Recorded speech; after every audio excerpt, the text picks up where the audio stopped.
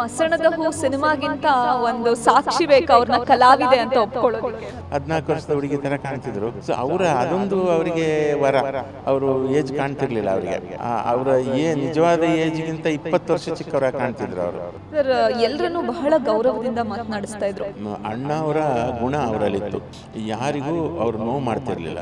ಇವತ್ತಿಗೂ ಮೆಟ್ರೋದಲ್ಲಿ ಅವರ ಧ್ವನಿ ಕೇಳ್ತೀವಿ ನಾವು. ಅವರ ಧ್ವನಿ ಕೇಳ್ತಾನೆ ಇರ್ತೀನಿ. ಇನ್ನು ಮುಂದೆ ಕೇಳಿದಾಗ ನೋವಾಗ್ಬೋದು. ಅಪರ್ಣ ಧ್ವನಿ ಒಂದು ಅಶರೀರವಾಣಿ. ಈಗ ಅವರಿಲ್ಲ ಆ ಥರ.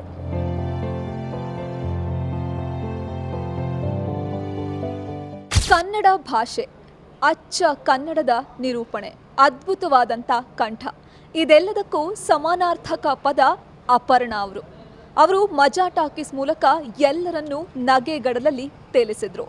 ಇವತ್ತು ಅವರು ನಮ್ಮೊಂದಿಗಿಲ್ಲ, ಆದರೆ ಅವರ ನೆನಪು ಅಜರಾಮರ. ಈ ಬಗ್ಗೆ ಮಾತನಾಡೋದಕ್ಕೆ ಮಜಾ ಟಾಕೀಸ್ನಲ್ಲಿ ಅವರೊಂದಿಗೆ ಜರ್ನಿಯನ್ನು ಹಂಚಿಕೊಂಡಂತಹ ಸಂಗೀತ ನಿರ್ದೇಶಕರು, ಹಿರಿಯ ನಿರ್ದೇಶಕರು ಆಗಿರುವಂತಹ ವಿ ಮನೋಹರ್ ಸರ್ ನಮ್ಮ ಜೊತೆ ಇದ್ದಾರೆ. ಸರ್, ನಾನು ಹೇಳಿದೆ ಅಚ್ಚ ಕನ್ನಡದ ನಿರೂಪಣೆ ಅಂತ ತಕ್ಷಣ ನೆನಪಾಗೋದೆ ಅಪರ್ಣ ಅವರು. ಇವತ್ತು ಅವರು ನಮ್ಮೊಂದಿಗಿಲ್ಲ. ಇದು ಖಂಡಿತವಾಗ್ಲೂ ಬಹಳಷ್ಟು ಜನಕ್ಕೆ ಒಂದು ಆಘಾತ. ಯಾರೂ ಕೂಡ ಒಂದು ಸಣ್ಣ ಊಹೆ ಕೂಡ ಇರಲಿಲ್ಲ. ಸೊ ಅವರನ್ನು ಇವತ್ತು ಕಳ್ಕೊಂಡಿದ್ದೀವಿ. ನೀವು ಮಜಾ ಟಾಕೀಸ್ನಲ್ಲಿ ಬಹಳಷ್ಟು ವರ್ಷ ಅವ್ರ ಜೊತೆ ಜರ್ನಿ ಮಾಡಿದಂಥವ್ರು.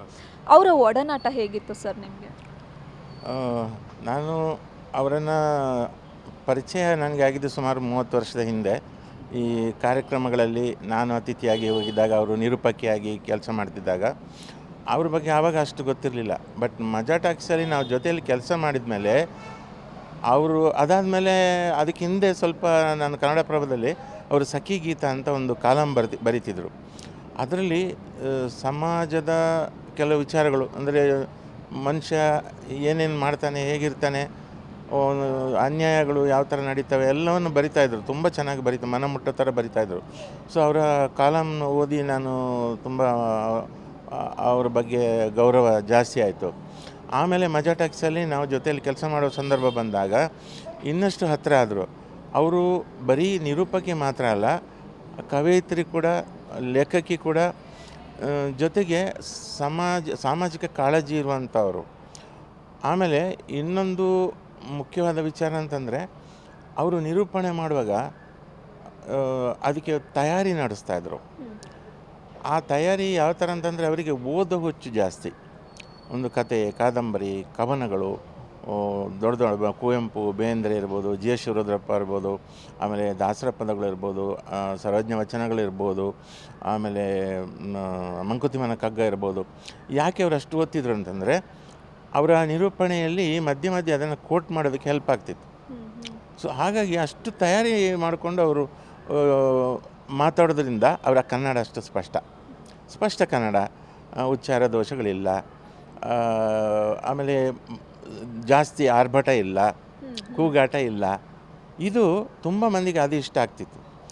ಈಗ ಏನಾಗಿದೆ ಅಂದರೆ, ಒಂದು ನಿರೂಪಣೆ ಅಂದರೆ ಫ್ಯಾಷನ್ನು, ಅದು ಬೇರೆ, ಆ ಸ್ಟೈಲ್ ಬೇರೆ, ಮಾಸು ಕ್ಲಾಸು ಅಂತೀವಲ್ಲ, ಒಂದು ಕ್ಲಾಸ್ ನಿರೂಪಣೆ ಅವ್ರದ್ದು, ಅಪರ್ಣ ಅವ್ರದ್ದು. ಆಮೇಲೆ ಹಾಸ್ಯ ಪ್ರಜ್ಞೆ ಚೆನ್ನಾಗಿತ್ತು. ಅವರು ಸಣ್ಣ ಸಣ್ಣ ಸ್ಕಿಟ್ಗಳೆಲ್ಲ ಮಾಡಿದರು ಪಾಪ.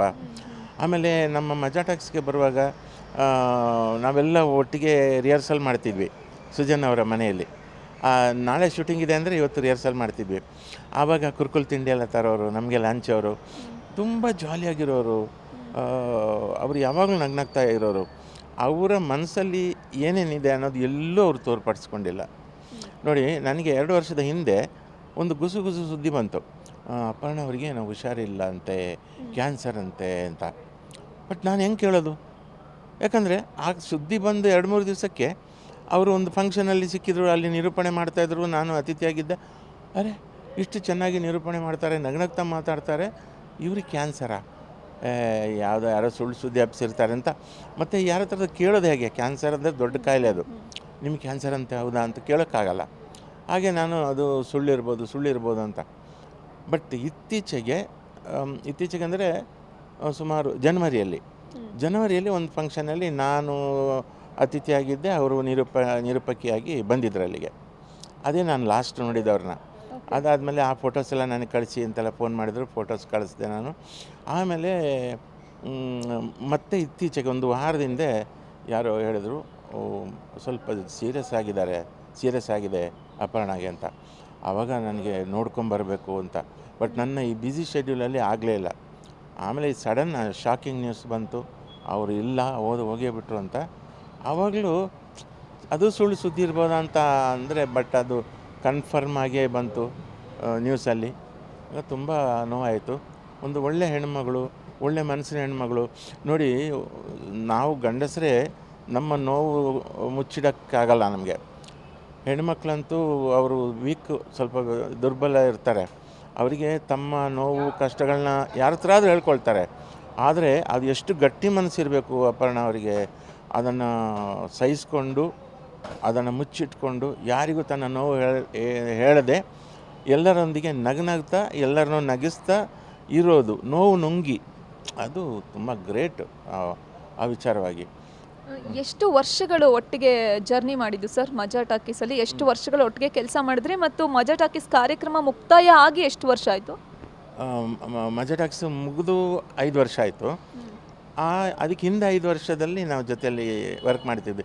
ಇನ್ನೊಂದು ಏನಂದರೆ, ಆಗ ಮಜಾ ಟಾಕೀಸ್ ಮಾಡ್ತಿದ್ದಾಗ ನಮ್ಮನೆ ಅವ್ರ ಮನೆ ಹತ್ತತ್ರ, ದೇವಗಿರಿ ವೆಂಕಟೇಶ್ವರ ದೇವಸ್ಥಾನ ಹತ್ರ ಈ ಸೈಡ್ ಅವ್ರ ಮನೆ, ಆ ಸೈಡ್ ನಮ್ಮ ಮನೆ.